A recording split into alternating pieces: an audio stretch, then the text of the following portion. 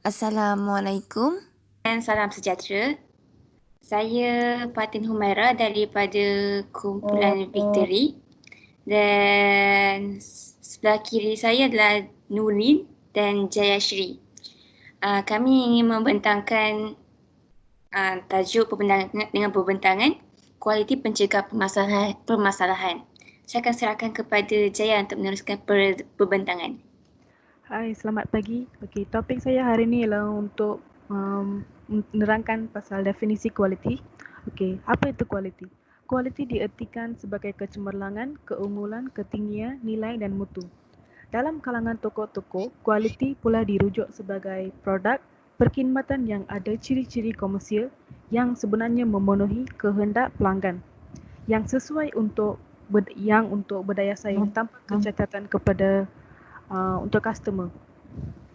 Okey, seterusnya ialah saya nak bentang pasal kepentingan kualiti.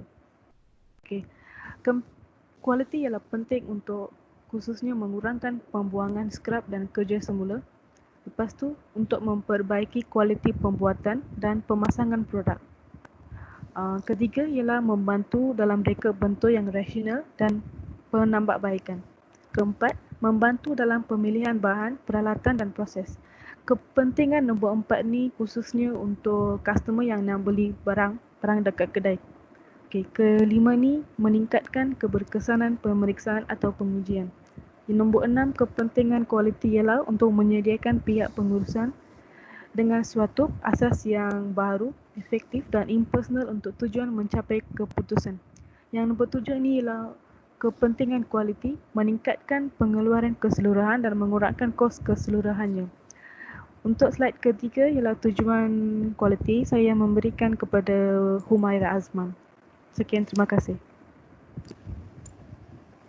Okey, seterusnya, tahukah anda aktiviti kawalan merupakan kualiti pencegah permasalahan? Apakah tujuan kawalan kualiti? Terdapat dua tujuan, iaitu yang pertama adalah kawalan kualiti memberikan pelanggan produk perkhidmatan yang bertepatan pada harga yang berpatutan. Kedua ialah penambahbaikan kualiti yang berterusan. Seterusnya, adakah penting pengawalan kualiti? Jawapannya adalah benar. Adakah ia membantu mencegah permasalahan? Ia adalah benar. Hanya kerana ia akan mengurangkan kos pengeluaran. Kedua, dia akan mengelakkan liability produk terhadap pengguna. Yang ketiga, dia akan meningkatkan keyakinan dan kepuasan pelanggan. Dan keempat, akan membentuk imej perniagaan yang baik. Seterusnya saya teruskan dengan contoh skop yang digunakan dalam kehidupan. Saya dapat 4 elemen yang penting. Yang pertama adalah pekerjaan. Kita boleh cakap mengenai etika. Individu mestilah mempunyai budaya yang cemerlang seperti komitmen, kesedaran kualiti, bersedia membuat perubahan dan tiada batasan. Seterusnya saya pergi kepada pendidikan. Saya sentuh kepada kualiti pembelajaran. Pendidikan berkualiti sangat efektif bagi menentang kemiskinan, membina demokrasi dan membentuk masyarakat yang sejahtera.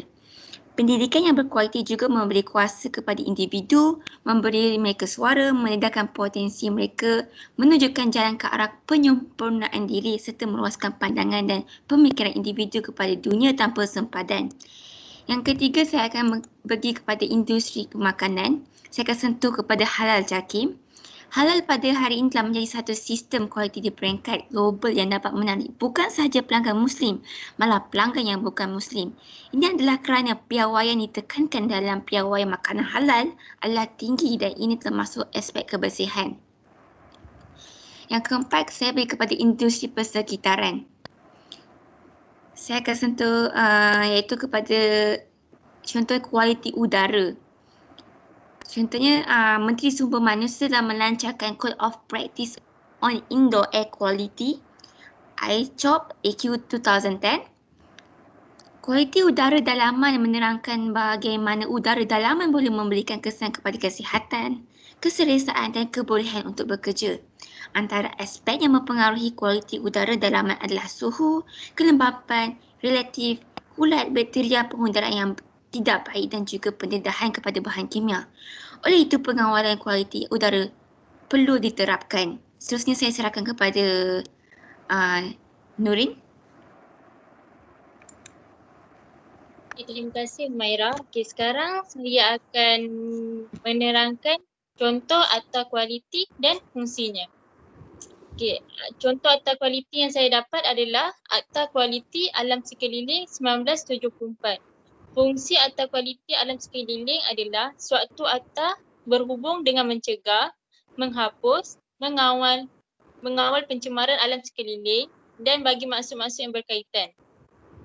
Okey, di dalam Akta Kualiti Alam Sekeliling 1974 ini terdapat beberapa jawatan yang harus ada. Okey, antaranya adalah pertama, Ketua Pengarah. Fungsi Ketua Pengarah adalah mentadbirkan akta dan apa-apa peraturan dan perintah yang dibuat di bawahnya, bertanggungjawab atas dan menyelaraskan segala aktiviti berhubung dengan pelepasan buang-buangan ke alam sekeliling. Dan yang terakhir, memberi maklumat dan pendidikan kepada orang awam berkenaan dengan perlindungan dan pembaikan alam sekitar. Okey, jawatan seterusnya adalah Majlis Kualiti Alam Sekeliling. Okey, Majlis Kualiti Alam Sekeliling fungsinya untuk menasihati menteri mengenai perkara-perkara berhubung dengan akta, menasihatkan menteri mengenai apa-apa perkara yang dirujukkan kepadanya oleh menteri, dan yang terakhir, apabila menghadiri mesyuarat-mesyuarat majlis, seseorang ahli giliran hendaklah disifatkan sebagai ahli majlis bagi segala maksud. Okay, seterusnya, faktor berlakunya masalah. Antara faktor berlakunya masalah adalah tiada pemimpin yang tegas, bijak dan sebagainya. Okay, sebagai seorang pemimpin, seseorang itu haruslah tegas dan bijak untuk mengendalikan para pekerjanya. Okay, yang kedua, tidak suka menyahut cabaran yang diberi. Okay, sebagai seorang pekerja, kita haruslah menyahut cabaran yang diberi walaupun cabaran itu sukar sekalipun.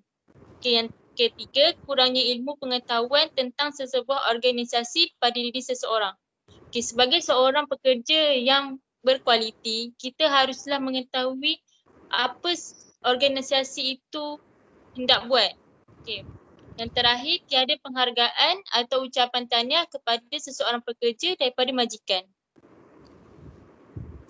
Okay, sebagai kesimpulan, kualiti amatlah penting pada masa sekarang dari segi semua aspek.